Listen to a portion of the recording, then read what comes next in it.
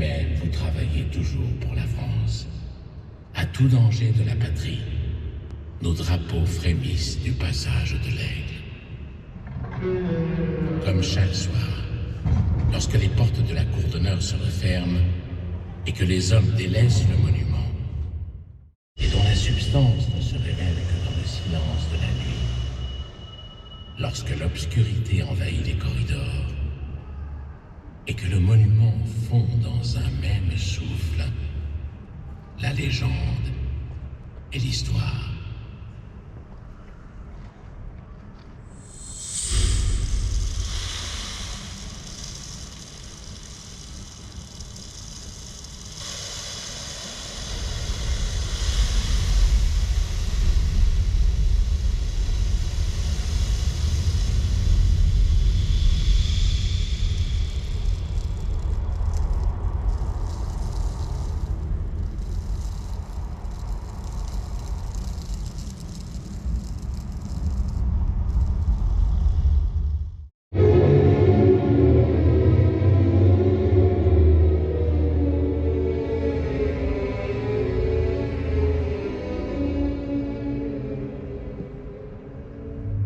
Mais l'ennemi attend son heure. De tout monument, il veut la ruine.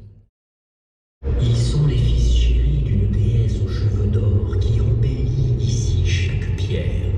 Son parfum les imprègne et elle résonne à son toucher, le toucher de la gloire.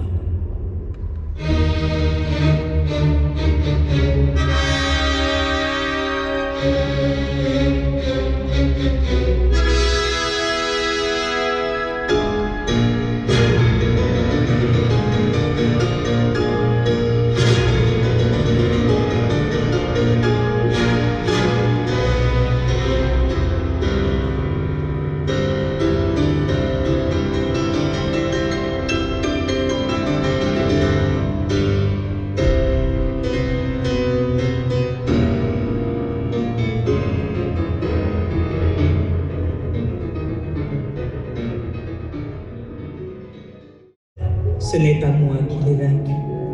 3 titans l'ont fait, qui de ce haut lieu sont les cerbères. C'est votre couronne qui orne leur front de gloire. L'éclat de ma couronne est fragile. Il tient à chaque génération de le maintenir ou de le ternir. Mais en ces murs, désormais, il brille sans déclin. Alors, honneur soit rendu au fondateur des lieux.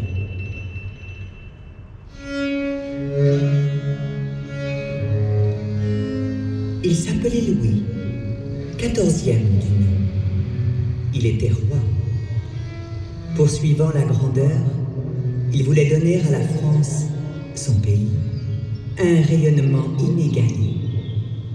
Il y réussit et devint le roi Soleil. Ce roi avait le goût du grand et du beau. Pour lui, il bâtit Versailles. Pour les vieux soldats et les estropiés de son armée, acteurs de sa gloire, il fonda l'Hôtel Royal des Invalides. Paris lui doit l'embellissement du Louvre et les grands boulevards, de Val-de-Grâce et la Pitié-Salpêtrière, les futures places Vendôme, Institut et Champs-Élysées.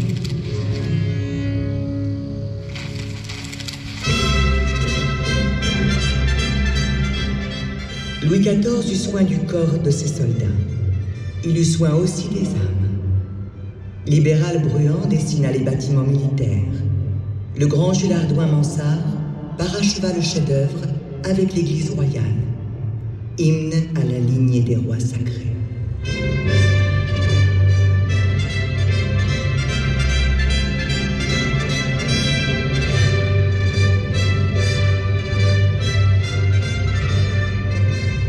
L'hôtel fit l'admiration de l'Europe et de ses contemporains par sa beauté, son inspiration charitable et la modernité de son institution médicale.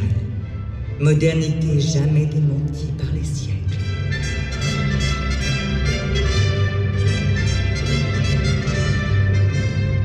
Un merveilleux écrin avait vu le jour.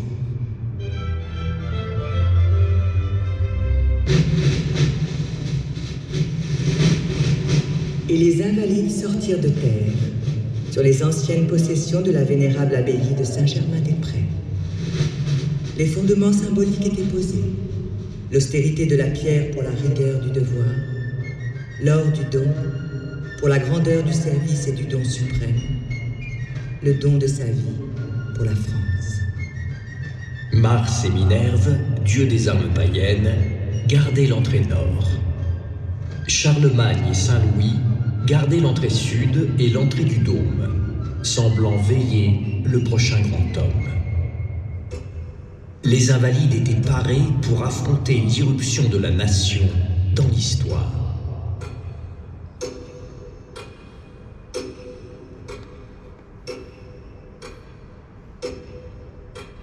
L'inauguration de l'église du Dôme fut l'ultime visite du roi Soleil. Je ne vis que 2 fois dans cette cour les successeurs de Louis le Grand, et Chronos veillait, qui ne relâchait pas son étreinte. Sentant venir l'orage, l'éclat de la gloire avait fui. Une sourde agitation gagnait les quelques pensionnaires du site, alors que dehors, la tempête éclatait. Acquis aux idées nouvelles, les Invalides épousèrent la cause révolutionnaire. À 3 reprises, par ses assauts, je la vis menacer de ruine l'auguste monument. La première vague, sous la forme d'une foule immense, emporta les 20 000 fusils conservés dans les caves de l'hôtel avant de se ruer à la Bastide.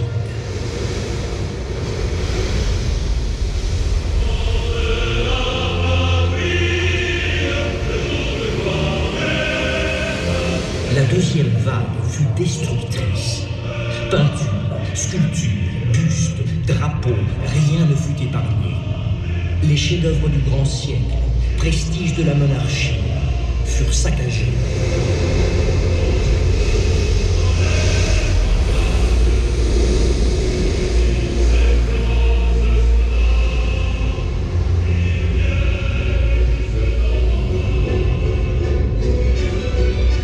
La dernière vague arracha les ultimes lambeaux de sacré, débaptisa l'église du Dôme, qui devint le temple de la victoire avant d'être celui de Mars, dieu de la guerre.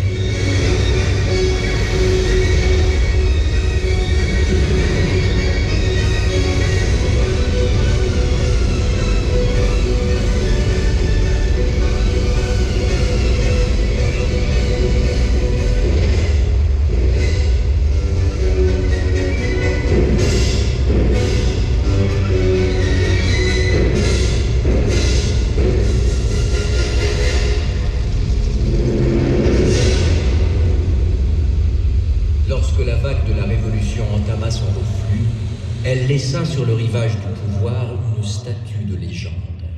C'est le 2e gardien de ces lieux.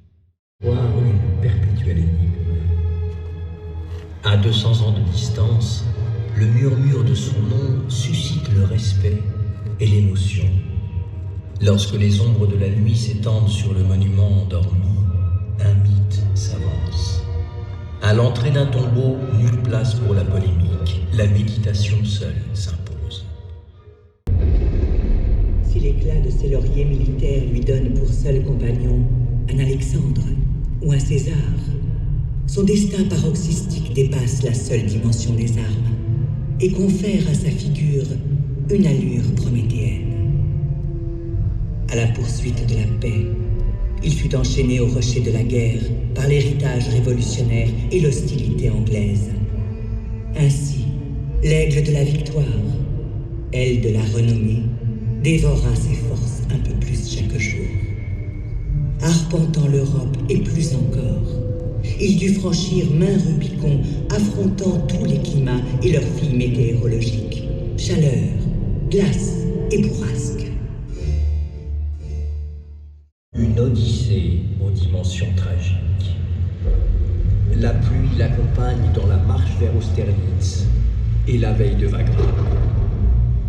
Ses troupes, épuisées, se redressent devant lui, statue équestre sous le déluge. La pluie encore, à Sainte-Hélène, la veille de son ultime victoire,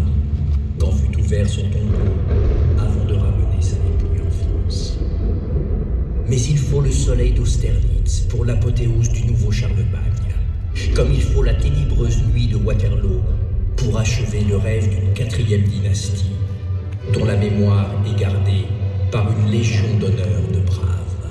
L'aigle blessé demanda l'asile au lion vainqueur, qu'il rêva magnanime, mais qui lui offrit malgré lui une fin légendaire sur le rocher venteux de Sainte-Hélène, conférant à son agonie lointaine les couleurs d'un martyr.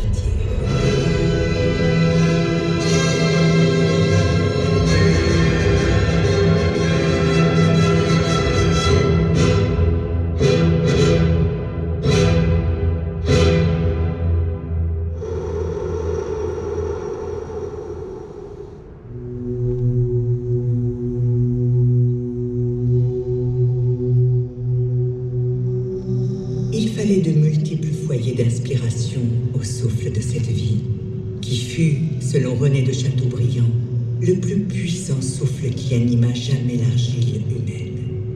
Le premier, la Corse, sa terre natale, rocher au caractère entier, siège des premières passions, des premières escarmouches.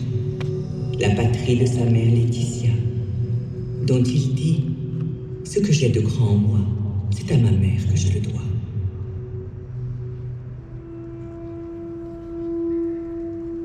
Vient ensuite la deuxième patrie, la définitive, la France.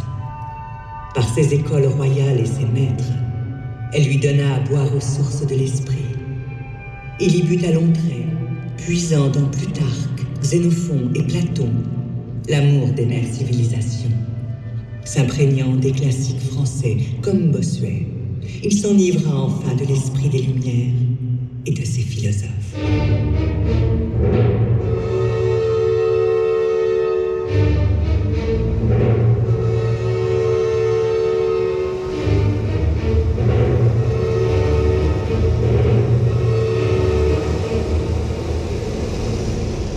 Dans la chambre de combustion de son fort intérieur, se forgeait une âme à l'énergie inédite, dont seul un événement hors du commun pourrait déclencher la mise en action.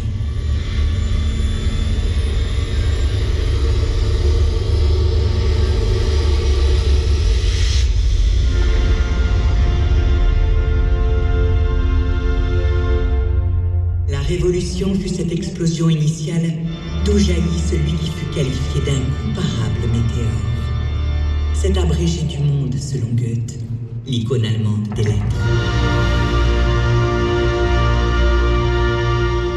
Napoléon, comparé par l'un de ses professeurs à du granit chauffé au volcan, a laissé à la France des réformes essentielles qu'il a qualifiées lui-même de masse de granit.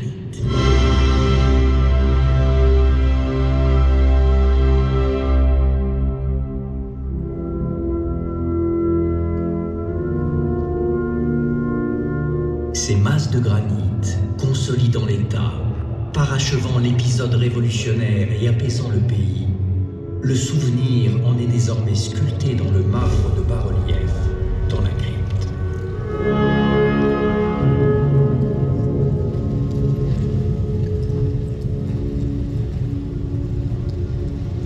Conseil d'État, préfet, franc germinal, Banque de France, livret ouvrier, Code civil, lycée, concordat, légion d'honneur, cour des comptes, détails de la vie courante comme la numérotation des rues. On est pris de vertige par les œuvres menées par ce moderne lycurgue, ce Martial Solon.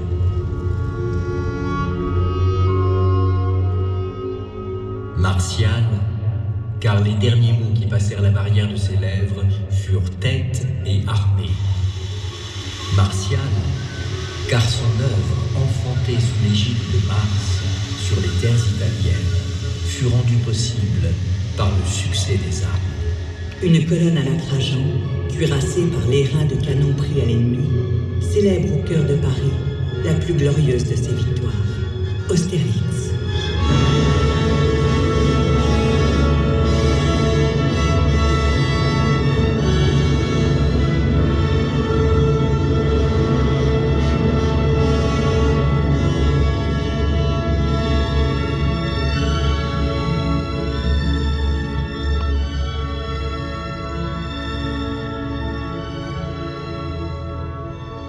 Austerlitz, fêtée chaque année à Saint-Cyr, victoire à jamais attachée à l'école militaire où la France forme ses officiers.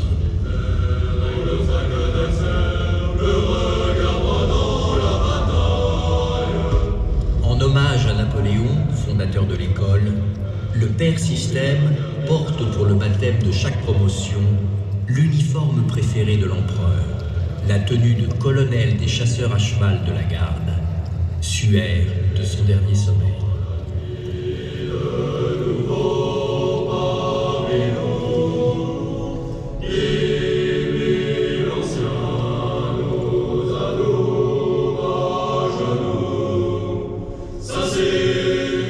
Et tels les flambeaux éclairant la marche de l'empereur la veille de la bataille, les âmes des 10 000 si rares morts pour la France éclairent et réchauffent la vocation des élèves officiers.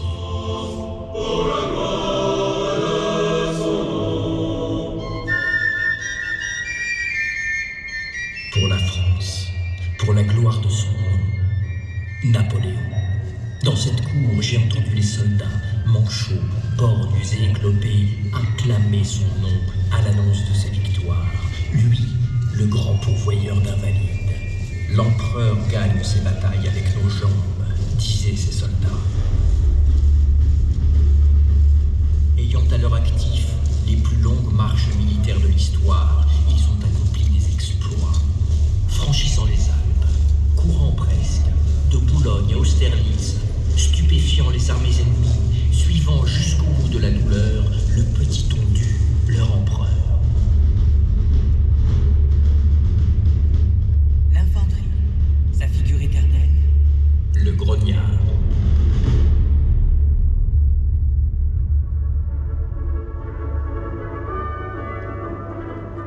Assurant les victoires, auréolé d'un panache sans pareil, avec ses charges monumentales, à Eylau, Waterloo, j'ai nommé La cavalerie. L'icône, Murat. Le modèle, La Salle. tout hussard qui n'est pas mort à 30 ans est un Jean Foutre, disait-il. Il mourut à Wagram à 34 ans.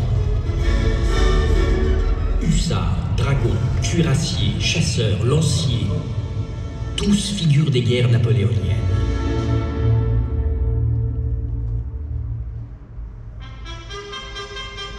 Et enfin, celle qui ouvre une nouvelle ère, celle de la primauté de la technique, la reine méconnue qui ceinture cette cour, l'artillerie.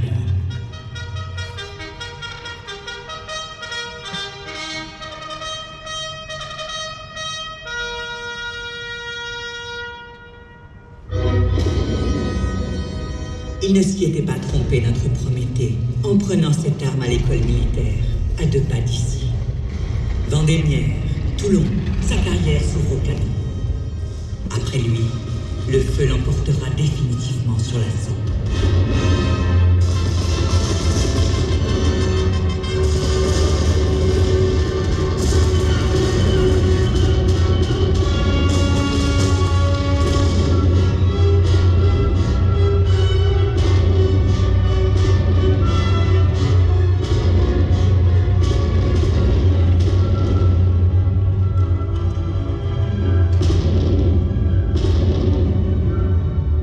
L'Angleterre, l'ennemi de sa première et de sa dernière heure, l'exila, après une ultime défaite, afin que tombe sur lui la nuit de l'oubli.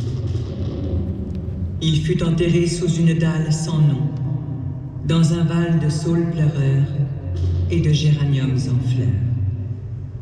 Muse, brisez vos harpes glorieuses, l'homme du siècle est tombé. Ainsi écrivait pourtant le poète anglais Lord Byron. Négligeable d'ailleurs des touristes, mais pour l'émotion des enfants que l'on y tient par la main. Michelet a montré jadis ses petits visages éblouis devant les images de leur pays, où la gloire n'avait pas d'autre forme que celle du travail et du génie. C'est elles qui nourrissent notre communion la plus profonde. C'est par elles que les combats, les haines et les ferveurs qui composent notre histoire s'unissent, transfigurés au fond fraternel de la mort. Puissions-nous faire que tous les enfants de France comprennent un jour que ces pierres encore vivantes leur appartiennent à la condition de les aimer.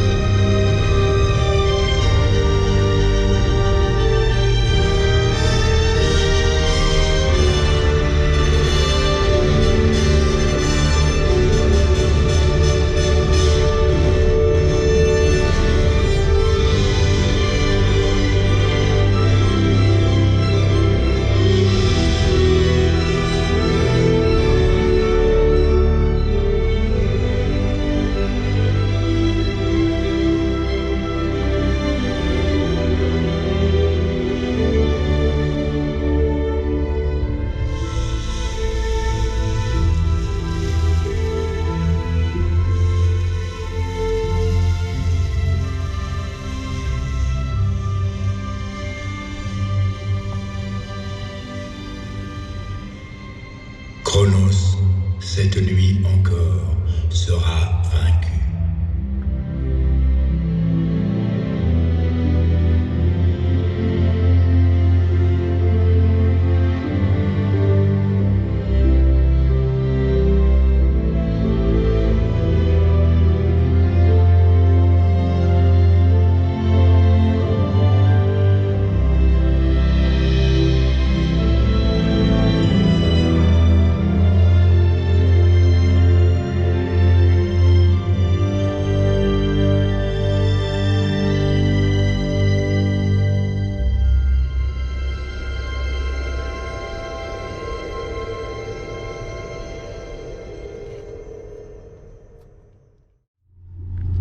Par une décision heureuse, scellant un désir de réconciliation nationale, le roi Louis-Philippe ordonna de ramener le corps de l'empereur, pour qu'il repose au bord de la Seine, au milieu du peuple français.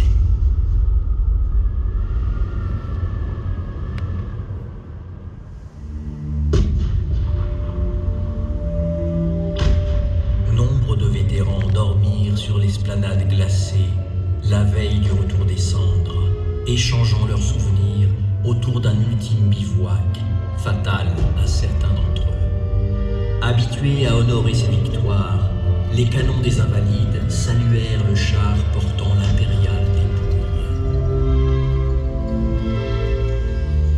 Et l'Aigle remporta sur le lion anglais sa dernière bataille.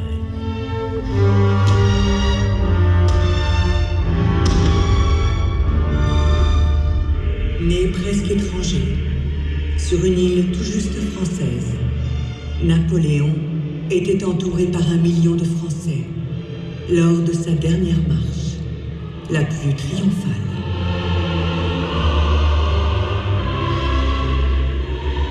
Le jour viendra où l'Angleterre, devenue alliée de sang, de sueur et de larmes, verra son Premier ministre, descendant de Marlborough, se penchant méditatif sur le tombeau, déclarer « Il n'y a rien au monde de plus grand ».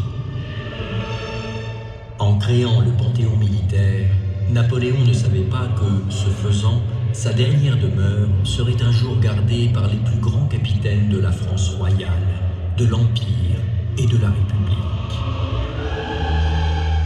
En édifiant l'Arc de Triomphe, il ne pouvait imaginer qu'il abriterait le repos du soldat inconnu, que la flamme du souvenir y serait ravivée chaque jour, et que cette place de l'Étoile, avec ses avenues rayonnantes, faisceaux de ses victoires, serait avec les boulevards de ses maréchaux une boussole de la géographie parisienne. La royauté créa l'hospice pour abriter ceux qui, vaillamment, avaient défendu sur maints champs de bataille la gloire des armes de France. Le Premier Empire, aux côtés des blessés, fit reposer les morts.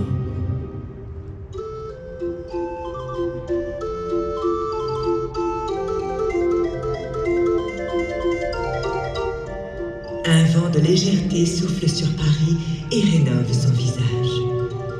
La belle époque. Les expositions universelles et la révolution, industrielle celle-là, déploient leur charme et leur prouesse.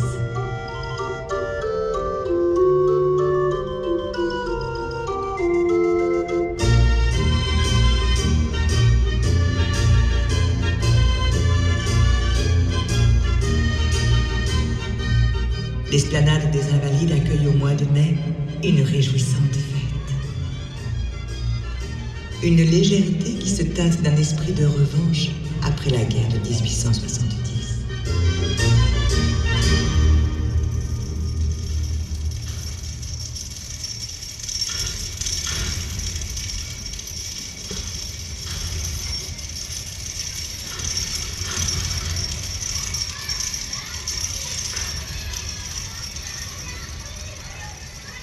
Quelle ne fut pas notre surprise le jour où nos murs vénérables que nous souhaitions graves et austères retentirent des cris joyeux de l'enfance. La République créait le musée de l'armée, posant ainsi une pierre définitive.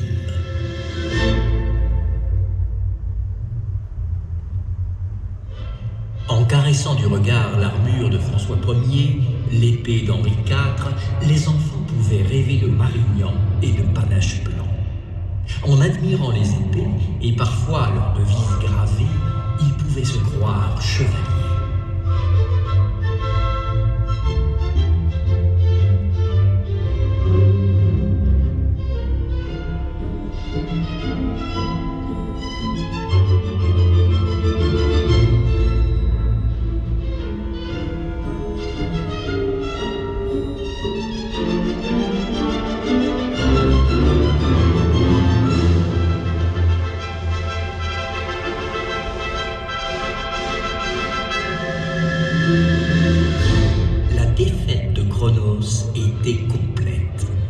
Notre hôtel était désormais comme une vieille maison de famille, avec ses pieux souvenirs, mêlant cris de joie et tumultueuses disputes, douleurs et réconciliations.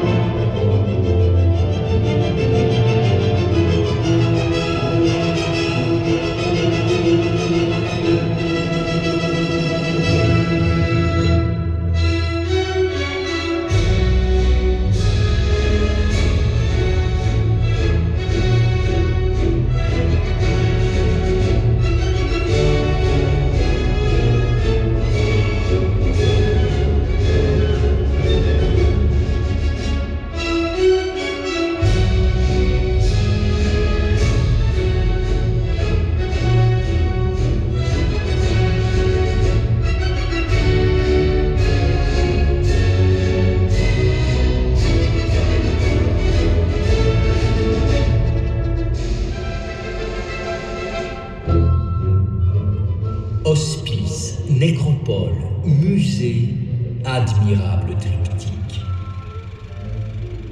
Nous autres, les Invalides, étions dorénavant la sentinelle de pierre de l'histoire de France.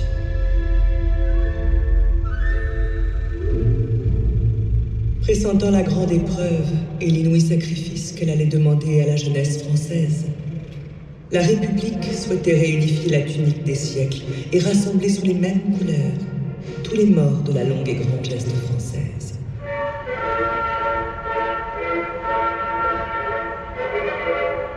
En 1915, l'auteur de la Marseillaise rejoignait le caveau des gouverneurs. Sous le regard de Saint-Louis, remettant au Christ rédempteur le glaive des armes de France, d'or rougeait de l'île. Le bleu reposait auprès du blanc, au cœur d'une page rouge, rouge de sang.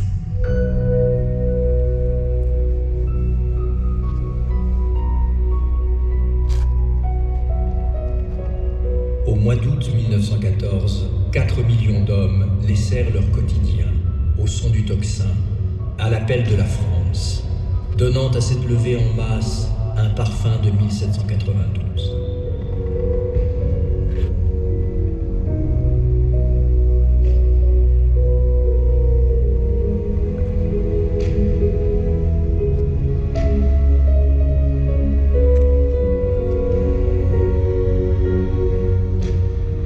La première guerre totale et mondiale, avec au bout la victoire, parachevée par un grand chef, Foch. Mais il est des victoires plus lourdes que certaines défaites. Dans la chapelle du Dôme des Invalides, où repose le maréchal, sont unis dans un même hommage les poilus anonymes au sang généreux et le chef célèbre au talent reconnu.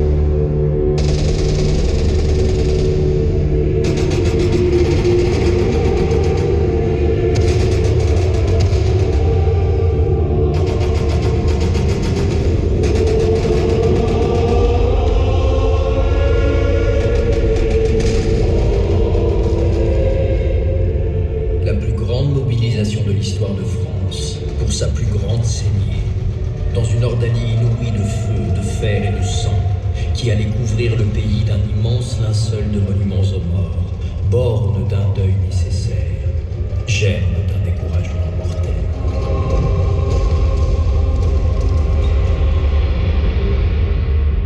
L'histoire me semble terrible. Il faut un puissant remède de courage et d'honneur. Dès la nuit 1940, un nouvel ordre naissait, semblance de chevalerie.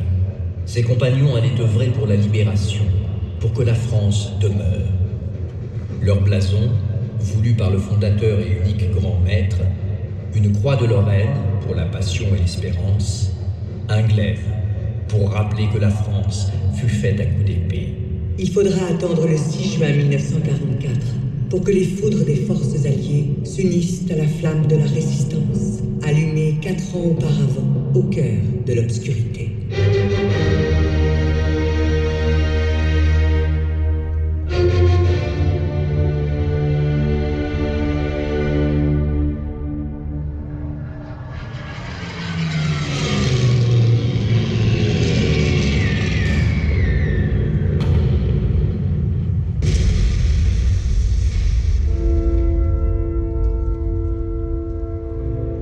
La nuit du devoir est parfois obscure. Et dans cette nuit, l'espoir, la lueur, a parfois les échos d'une voix qui, pour être solitaire, n'en est pas moins puissante lorsqu'elle incite à lutter contre le renoncement et invite à tous les sacrifices.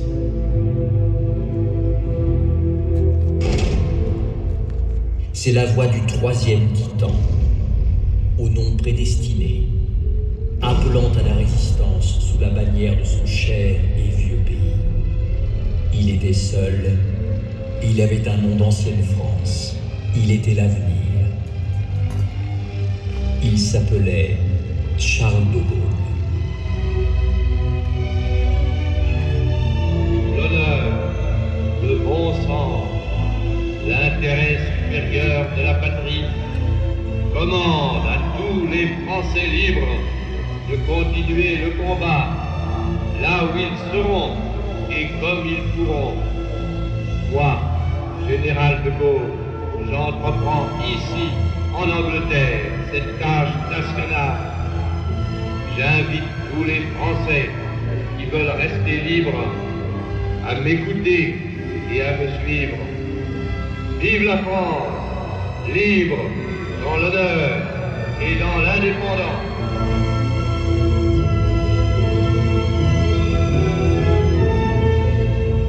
Ce sont des forces françaises de la 2e DB du général Leclerc qui entrèrent les premières, devant leurs frères d'armes américains, dans un Paris soulevé, un Paris libéré.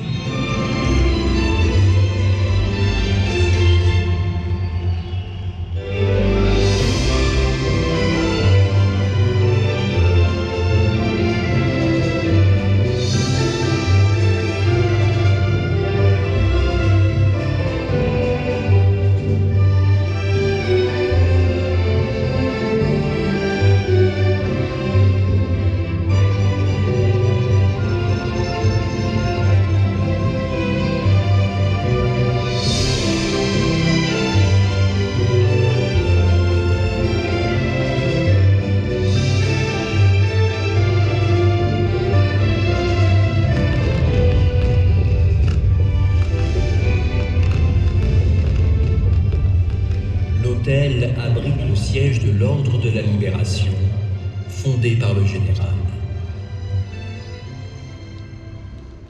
Sa devise nous ramène à l'esprit des lieux.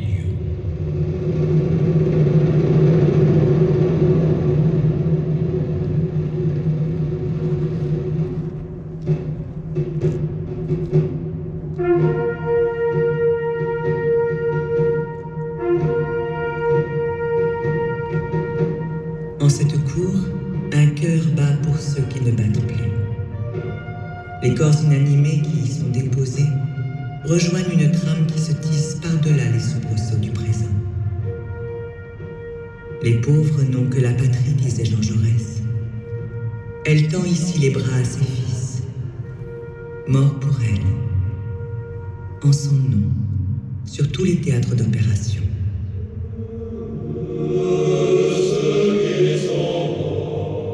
À leur chevet, une poignée de lys et de bleuets, un bouquet de roses et de réséda. 3 mots pour épitaphe, en forme de médaille, résumant tout, leur sacrifice et leur gloire, morts pour la France.